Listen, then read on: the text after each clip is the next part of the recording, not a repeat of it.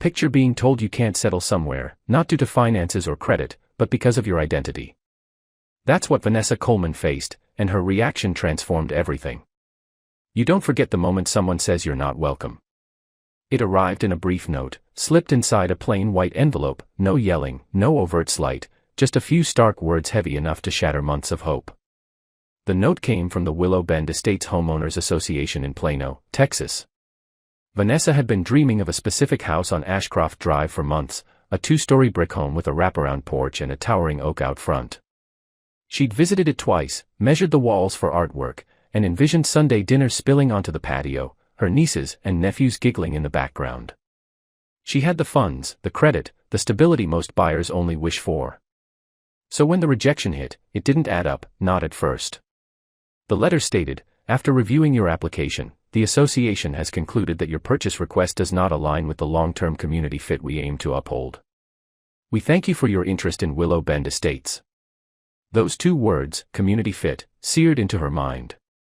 Vanessa sat at her dining table, the letter balled up in her hand, staring at framed photos on her wall, her parents, who toiled endlessly to give her a life they never had, her college graduation, the first in her family, her company's awards, where she was named Marketing Executive of the Year.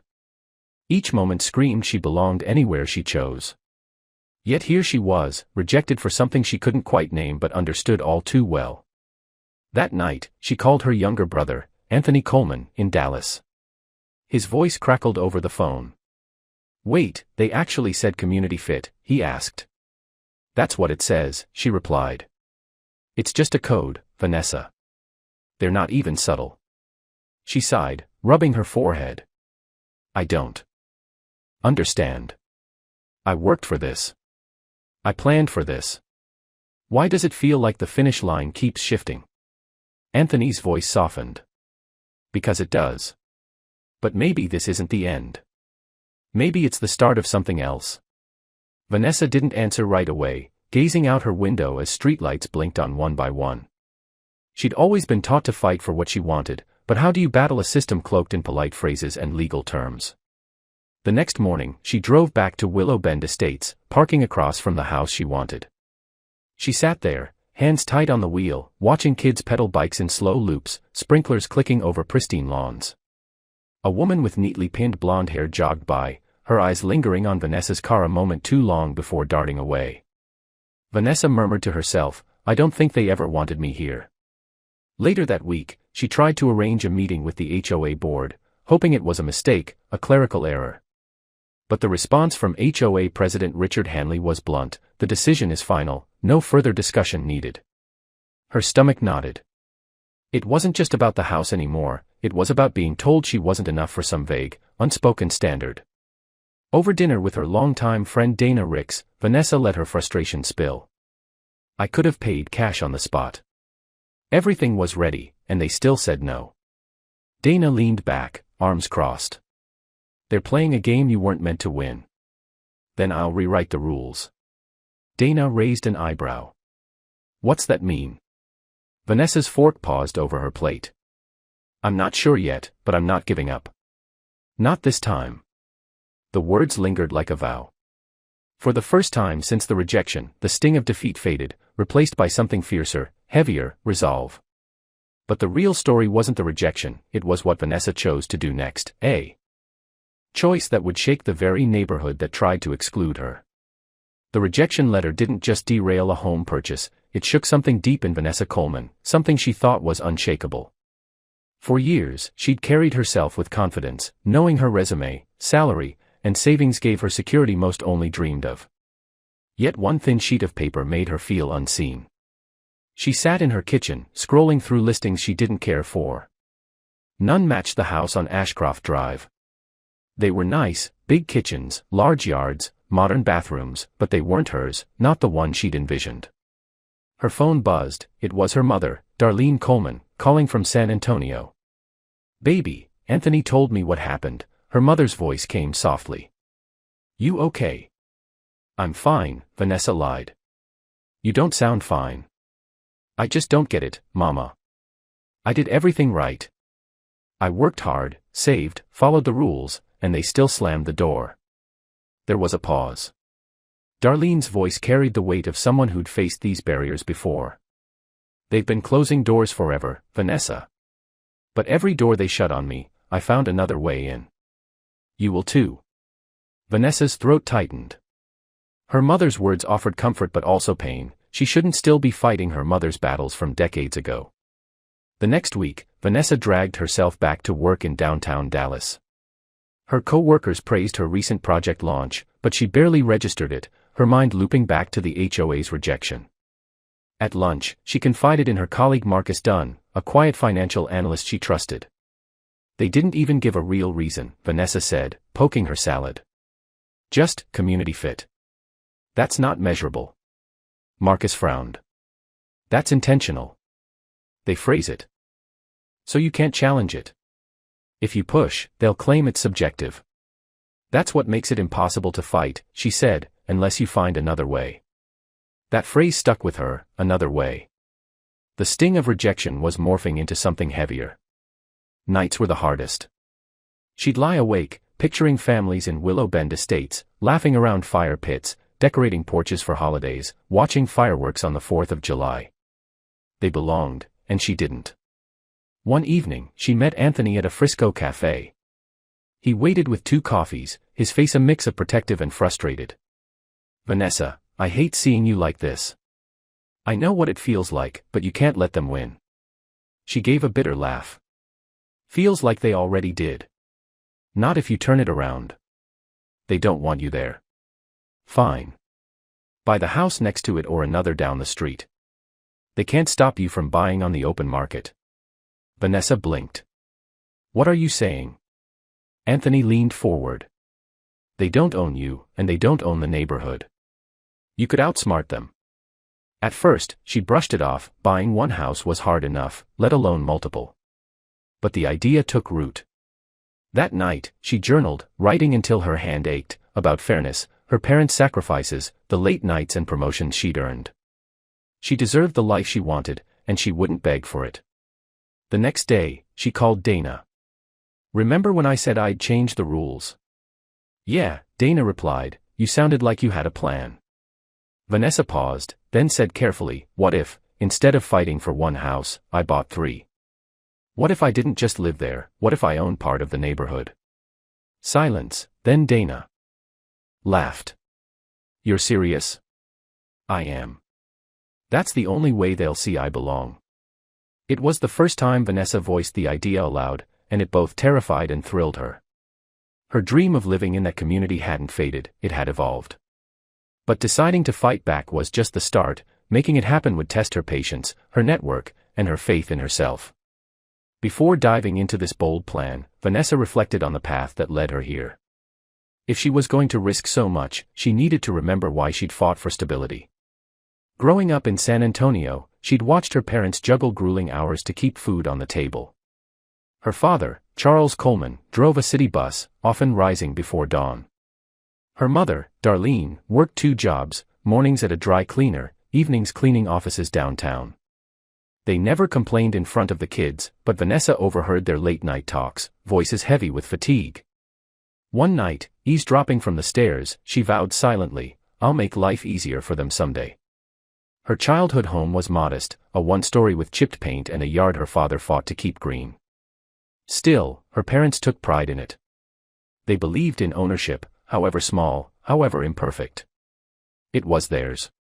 That mindset carried Vanessa through college at the University of Texas at Austin, where she studied marketing, hustled for scholarships, worked part-time, and graduated with honors. At the ceremony, her parents cried, Charles squeezing her hand, whispering, "You did it for all of us." In the years that followed, Vanessa built her career step by step, rising from assistant to director, eventually landing her role as a marketing executive in Dallas. The long hours, presentations, and travel, she endured it all for one goal: financial security and a home that honored her parents' sacrifices. That's why the rejection cut so deeply. It wasn't about vanity or status, it was about keeping the promise she made as a girl. One Friday night, after a draining work week, Vanessa sat with Anthony in his apartment. They often leaned on these talks to stay grounded. "You know why this hurts so much," she said, sinking into his couch. "Why?" "Because it's not just about me. It's about Mom and Dad, everything they gave me. I wanted them to see me walk into that neighborhood, head high, to know it was worth it. Anthony nodded slowly. I get it. But maybe their rejection is the push you needed. What if your story isn't about fitting their rules but rewriting them? Vanessa gave a dry laugh. You make it sound simple. Not simple, but possible. That word, possible, echoed for days. Vanessa also thought of the younger women at her firm, especially the interns she mentored. They saw her as proof success was attainable. If she gave up now, she'd be letting them down too. The realization hit her one night, driving home, city lights flickering across her windshield. Maybe this fight was bigger than her.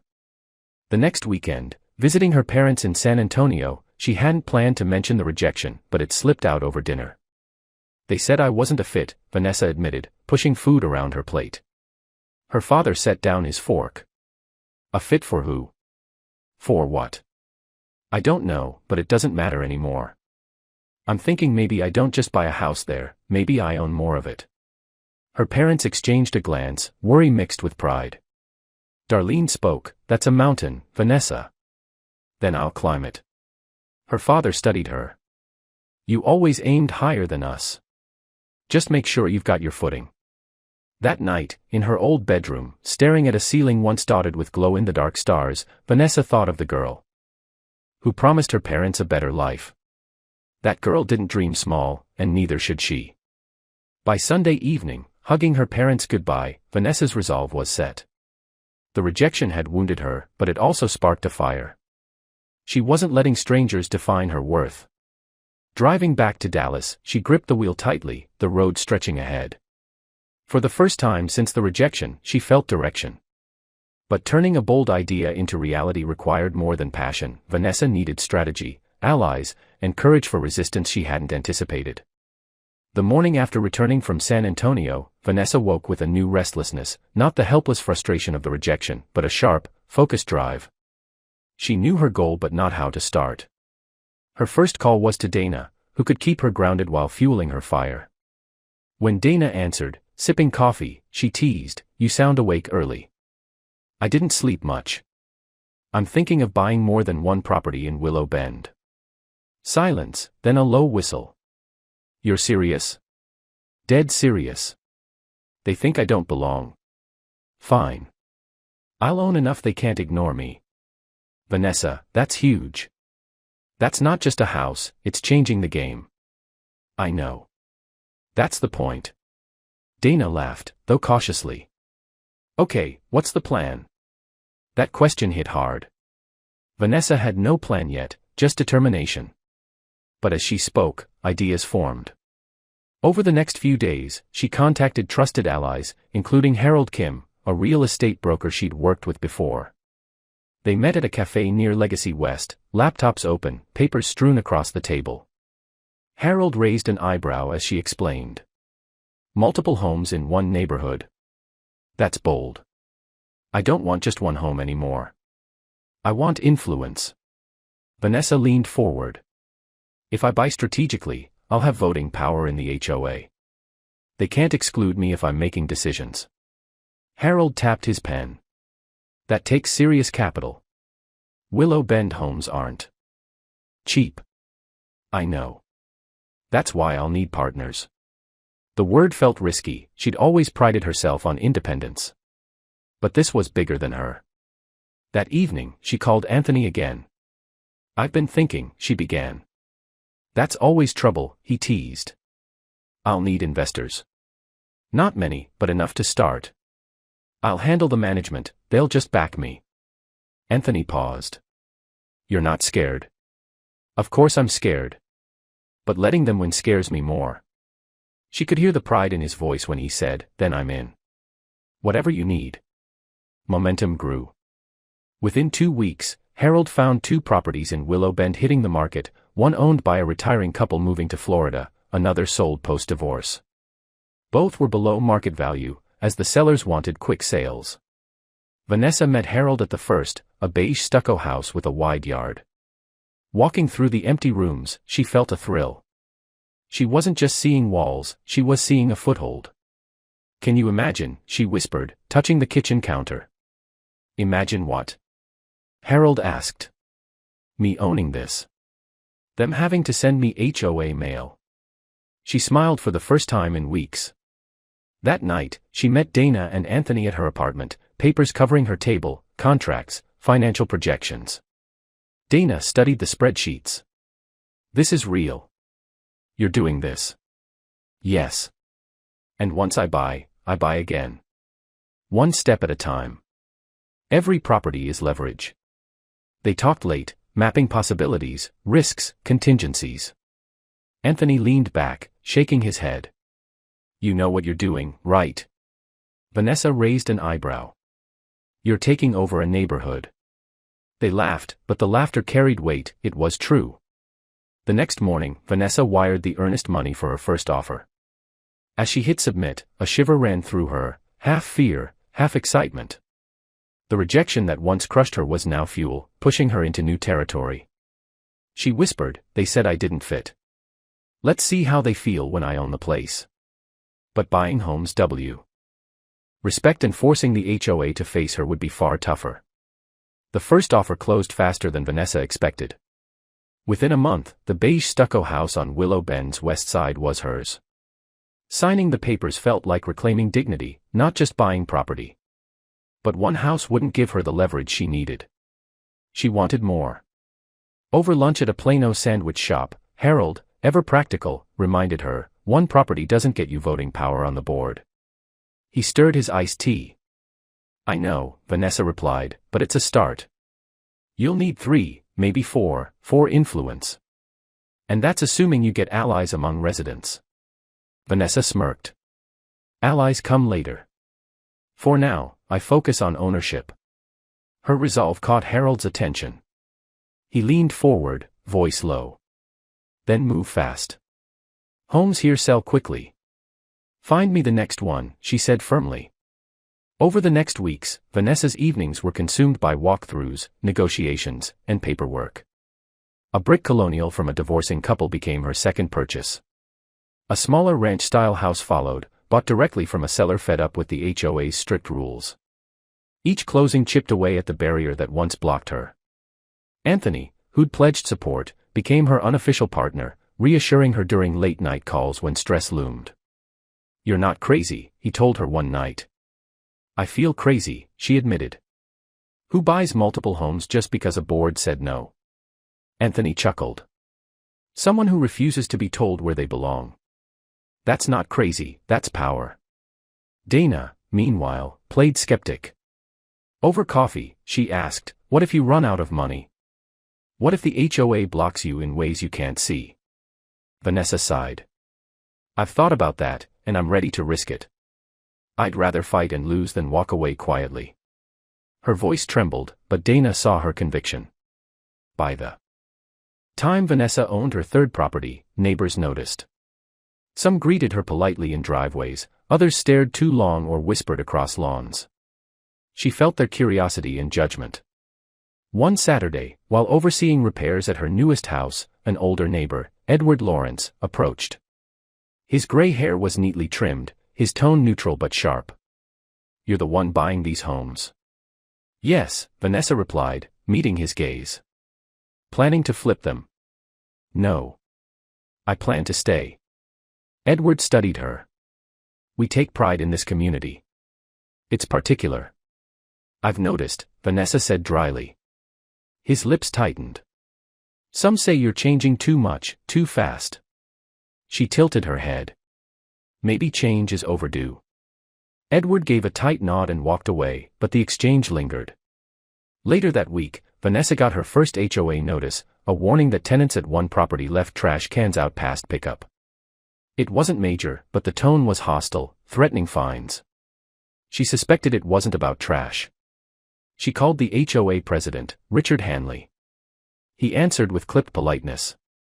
Miss Coleman, I assume you're calling about the violation notice. Yes. It's been addressed, but I want to talk about the tone. The tone. It felt less like a notice and more like a warning. Richard paused, then said flatly, we take rules seriously. That's why this community maintains its standards. Vanessa's jaw clenched. I take standards seriously too, Mr. Hanley. That's why you'll see more of me. She hung up before he could reply. By the end of that quarter, Vanessa owned 4 homes in Willow Bend Estates, 4 sets of keys, 4 deeds in her name. It was enough for voting rights at the next HOA meeting and enough to make Richard Hanley realize the woman he dismissed wasn't leaving. Driving through the neighborhood one evening, passing her properties, Vanessa felt a strange calm. The rejection letter, once a wound, was now just paper in a drawer. Property ownership was just the start. The real test would come at the HOA meeting, where those who tried to exclude her would face her directly.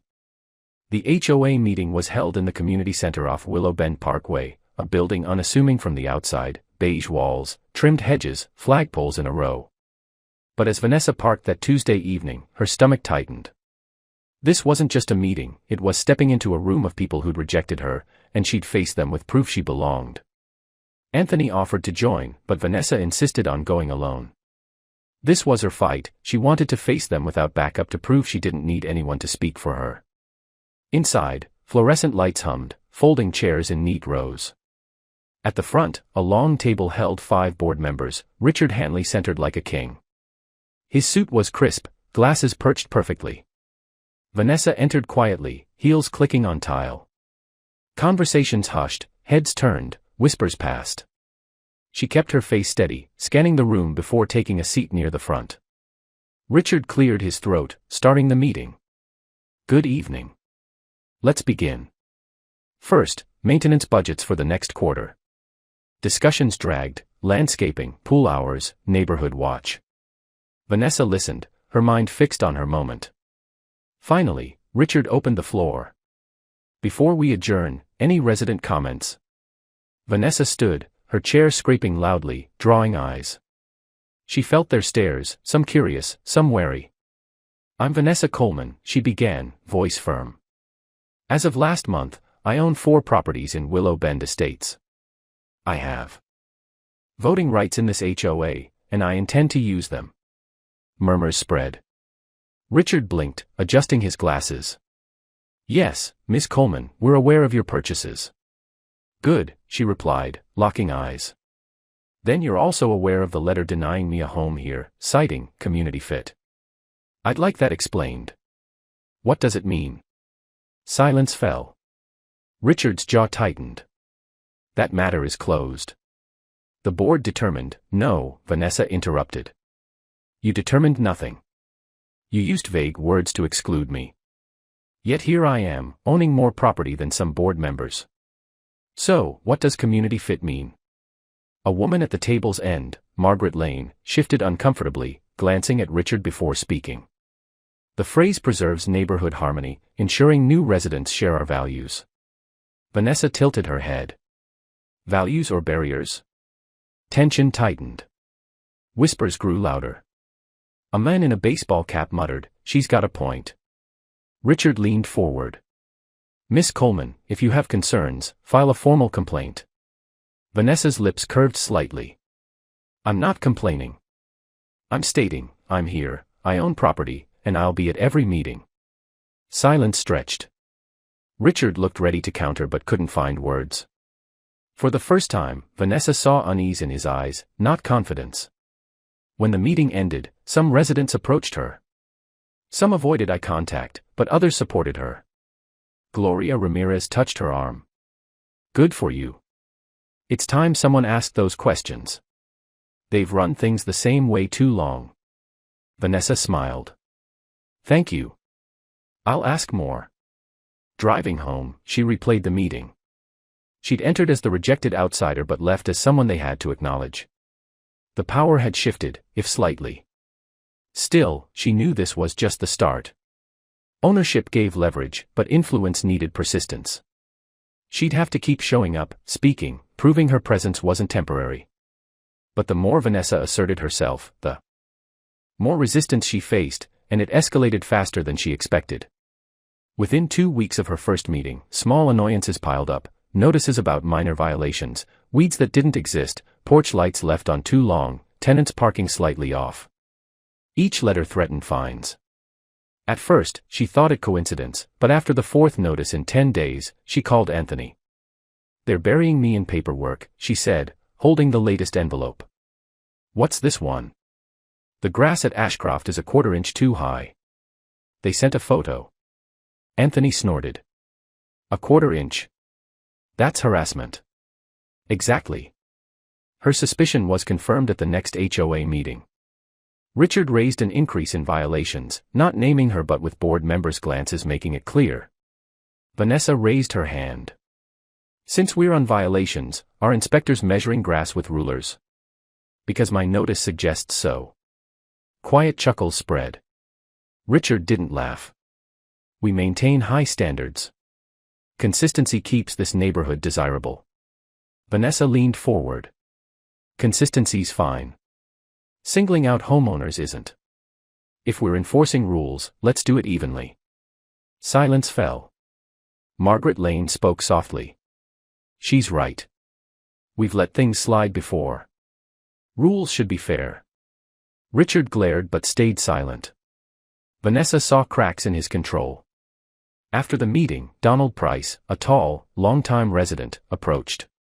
"You gave him a run tonight," he said, shaking his head. "I've lived here 20 years and never seen anyone challenge him like that." "Does he always target people?" Vanessa asked. Donald smirked. "Not people he likes." The words lingered. Richard's enforcement wasn't about rules, it was about power. The pushback grew personal. One morning, Vanessa found graffiti on her garage, "Go home," in jagged, crude paint. She stared, chest tight, until a neighbor walking her dog paused. "Terrible," the woman muttered. "I'm sorry you saw that."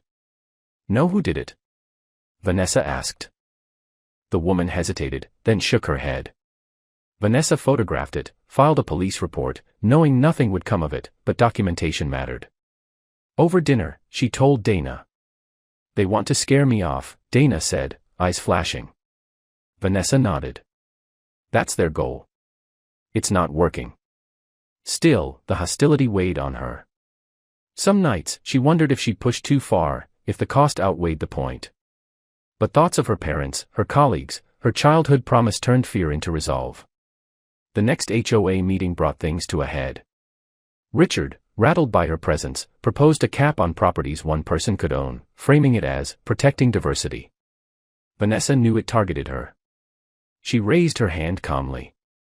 "So, you want to punish success? If someone invests here, pays taxes, you want to block them?" Richard adjusted his glasses. "It's about preventing monopolies." Vanessa's voice sharpened. "No, it's about preventing me. You never cared when others bought multiple homes. Why now?" Murmurs buzzed. Margaret looked uncomfortable. Donald called out, "She's right.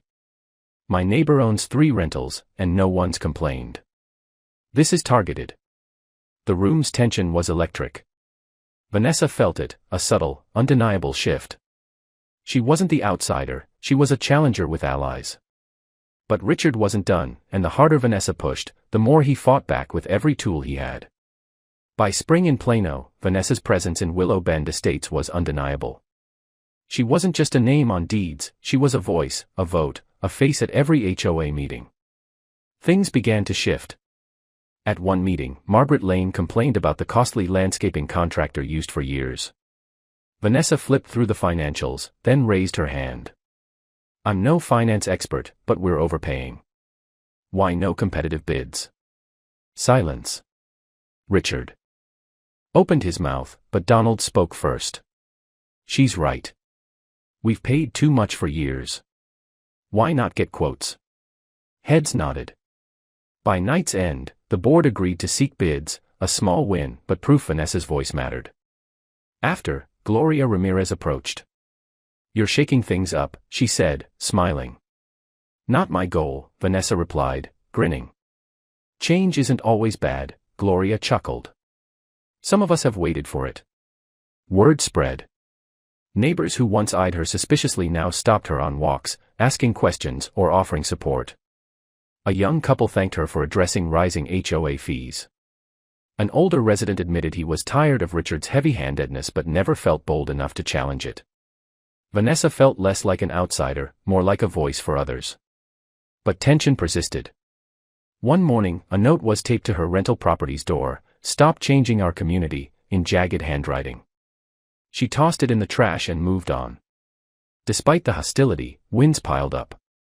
After months of lobbying, Vanessa pushed for a review of HOA violation policies, arguing they were weaponized. Pressured by growing resident support, the board agreed. At the next meeting, when Richard tried another restrictive policy, Margaret spoke up. "This shouldn't pass without community review." Vanessa caught her eye. Margaret nodded faintly. Later, in the parking lot, Margaret admitted, "You were right about the violations. About a lot. I should have spoken sooner." Vanessa smiled. It's never too late. Change wasn't just in meetings. Walking the neighborhood, Vanessa noticed warmer greetings, kids waving as she drove by. The streets that once felt closed now hinted at openness. One Saturday, she hosted a cookout at one of her properties, simple, with burgers, music, and folding chairs. Neighbors came. Gloria brought tamales, Donald a cooler of sodas. Kids played. Families mingled, and for a few hours, hostility lifted. As the evening ended, Dana whispered, "Look around. This is your neighborhood now." Vanessa scanned the yard, the laughter, clinking cups. For the first time since the rejection, she felt peace. But it wasn't over. Richard, still president, watched her every move, waiting for a misstep. The next board election was months away. If Vanessa wanted lasting change, she had to run. As she packed up leftovers, determination settled in. The cookout wasn't just a gathering, it was proof people wanted change. But elections bring out ugly competition, and Vanessa was about to learn how far Richard would go to keep power. The election notice hit mailboxes in late June, a flyer announcing the upcoming HOA board vote in July. Vanessa stared at it, thumb tracing the words, "Board positions open, President, Treasurer, Member at Large." The sting of community fit lingered, but now she felt ready. She called Anthony. "I'm running." "I knew you would," he said. "Which position?" "President." Anthony laughed. "Go big or go home." "I like it." Dana, skeptical, raised an eyebrow. "President. That's not influence, that's control." "Exactly," Vanessa said. "If Richard wants to fight, it's head on." Word spread. Some residents were excited, others shocked, a few hostile. Richard campaigned hard, his flyers casting him as the protector of tradition, warning of outsiders with hidden agendas. Everyone knew his target. Vanessa didn't stoop to his tactics. She knocked on doors, met new neighbors, asked about fees, rules, and their hopes for the community. One afternoon, on Gloria Ramirez's porch, Gloria said, "Richard talks values, but it's just excuses to exclude." Vanessa nodded. "That's why I'm running, not to erase values, but to build ones that welcome, not push away." As the election neared, pressure grew. Flyers littered sidewalks, whispers sharpened at the pool, some neighbors avoided her, others slipped encouraging notes into her mailbox. The election night packed the community center, chairs filled, residents standing in back. Tension buzzed. Richard sat confidently, suit pristine. Vanessa sat across, heart pounding. The moderator called order, giving each candidate 3 minutes. Richard spoke first, polished. "I've served faithfully for over a decade, keeping standards high, property values strong, our neighborhood desirable. I ask your trust." Polite applause followed. Then Vanessa's turn. She walked to the front, palms sweaty, voice steady. "I'm Vanessa Coleman. Many know me now, but some only know rumors. I'm not here to destroy this community, I believe in it. I believe in fairness, transparency, a board that listens. I was told I didn't fit, but I've proven I do. So do you, all of you. That's the community I want to lead." Applause erupted, louder than expected. Richard shifted, jaw tight. Ballots were passed, minutes dragged as votes were counted. Vanessa sat still, Anthony's words in her head, "Go big or go home." The moderator cleared his throat. For HOA president, by a vote of 68 to 54, the winner is Vanessa Coleman. Gasps filled the room, some clapped, others muttered. Vanessa froze, the words sinking in. She'd done it. As she accepted the position, she caught Richard's pale, clenched glare. He couldn't stop her. Post-election, Vanessa walked Willow Bend Estates differently, not as an outsider, but as president. Neighbors waved, some warmly, others stiffly, but they waved. Even the silence of dissenters didn't sting. She wasn't here to please all, she was here to lead. Her first meeting as president set the tone. At the table's center, where Richard once sat, she faced expectant faces. "We're not here to control people," she began. "We're here to serve. This board will operate with transparency, fairness, accountability." Murmurs weren't hostile, people listened. She revised the violation policy, proposing warnings before fines, equal enforcement. When Richard, now in the audience, argued, Vanessa pointed to past inconsistencies, her tone steady. Numbers don't lie. Soon, she organized community events, a summer block party, a fall cleanup where kids painted fences, parents shared food. Fences mended, physically and emotionally. At the block party, Dana whispered, "You see this? You did this." Vanessa shook her head, smiling. "No, we did this, everyone who chose connection over division." Even Margaret Lane, once Richard's quiet ally, stood by Vanessa, handing out flyers, encouraging participation. Her shift showed the power of persistence. Richard still challenged, filing petty complaints, but his influence faded as support eroded quietly. One evening, passing the Ashcroft Drive house she was once denied, Vanessa paused. She didn't own it, but it didn't matter, she owned 4 others and her place in the neighborhood. Anthony joined her, parking beside her. "Funny, isn't it?" he said, eyeing the house. "What? You wanted this house," they said no, "and now the whole neighborhood listens to you." Vanessa exhaled, smiling. Life's ironic. They stood silently, absorbing her journey. The lesson wasn't about property or power, it was about rejecting others' limits on your belonging. Vanessa turned rejection into fuel, prejudice into persistence, silence into a voice that resonated. She thought of her colleagues, neighbors, young women doubting their place. She hoped they'd carry this truth: sometimes walls aren't to keep you out but to test your determination to break through. If you've been told you don't fit, remember Vanessa Coleman, who turned rejection into leadership. Don't stop at a closed door, knock again, push harder, or forge your own path. If this story resonates, share it. Let others see what persistence achieves. Hit subscribe, because stories of strength and resilience, like this one, are just beginning. The moral is clear: exclusion stings, but determination reshapes the outcome.